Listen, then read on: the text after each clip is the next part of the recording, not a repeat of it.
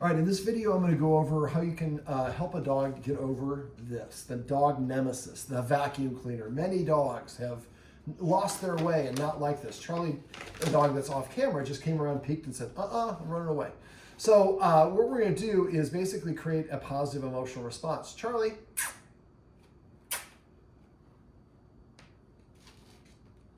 So at this stage, all I want Charlie to do is approach it. Charlie.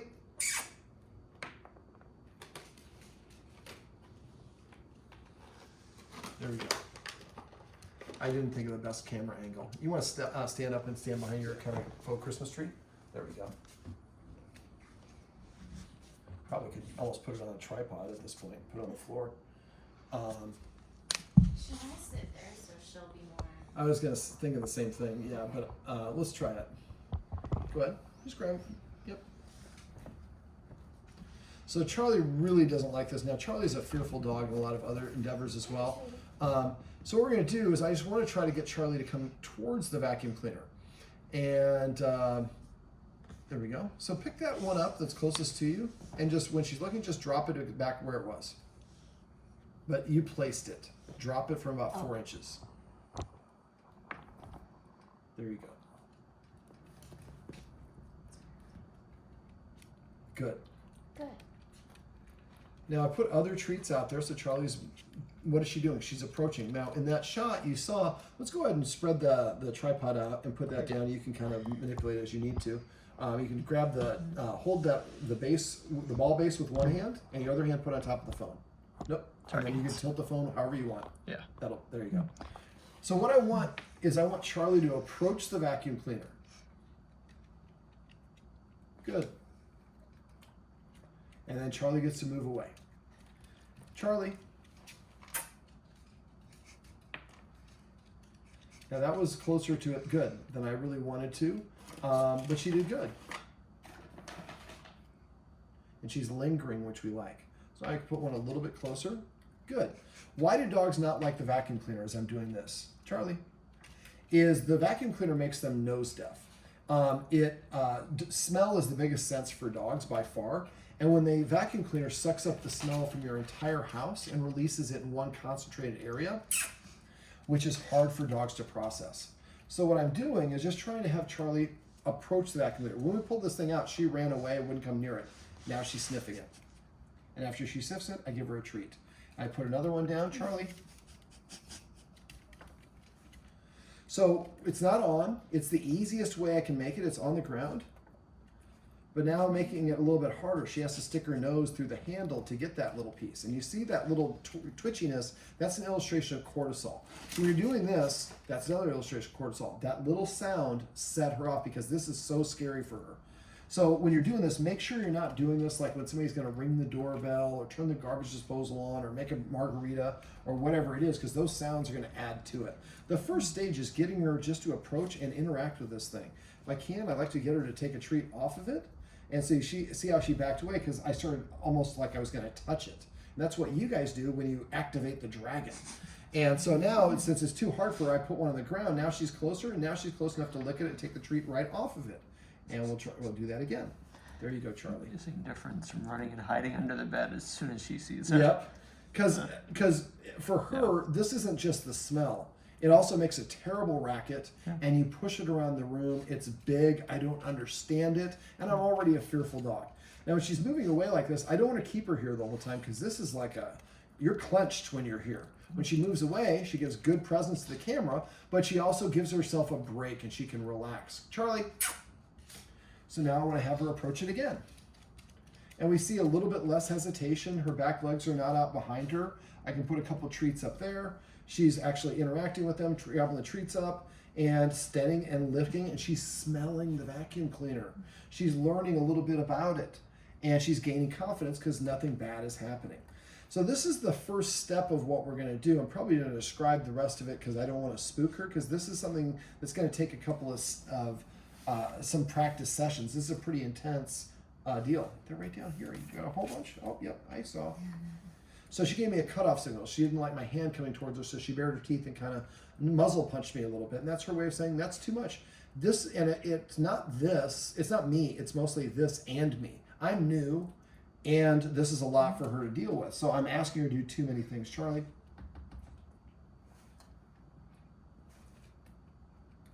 There we go. All right, so the first stage is just putting it down. I would do this in different parts of your house because you vacuum all over the place. See, now she's not running away all the way, but her tail is, Charlie, her tail's a little bit tucked. You can see, I don't know if you can see it between her, it's going between her legs, and that's an indication of being uncomfortable. And so now I'm going to do on this side, and so she goes to this side and gets it because that. See, now this is lean. We explored this. I'm more confident. I don't feel confident over here, so I put another treat over there.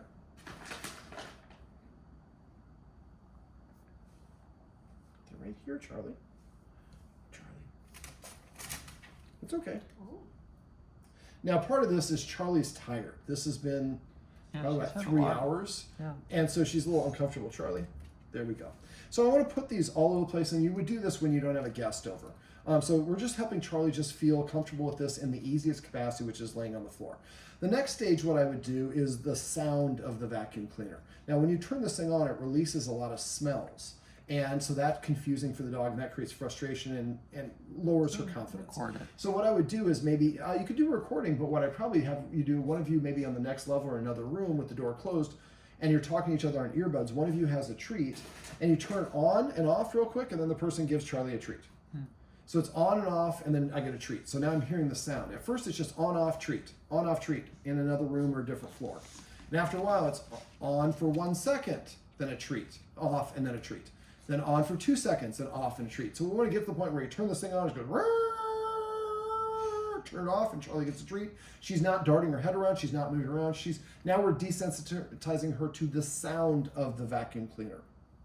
The next stage is the movement of the vacuum cleaner. If I move this, it's going to freak her out, she's going to move away. So we're not going to do this stage. But what I would have you do is I would have, maybe on the far side of the room, one of you is with Charlie.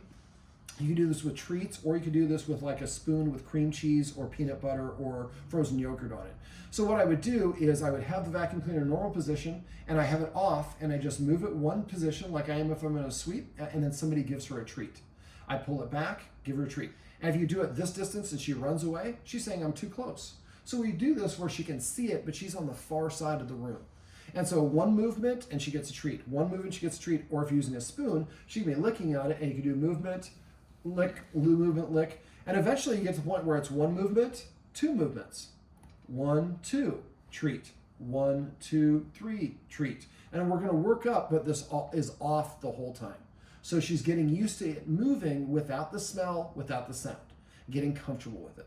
The last stage is I would turn it on and move it an inch and then have somebody give a treat. But we have to find the distance that she feels comfortable. We don't want to do this with her right here. That would be debilitating. She would just freak out. So we have her far enough away, and I had two tests.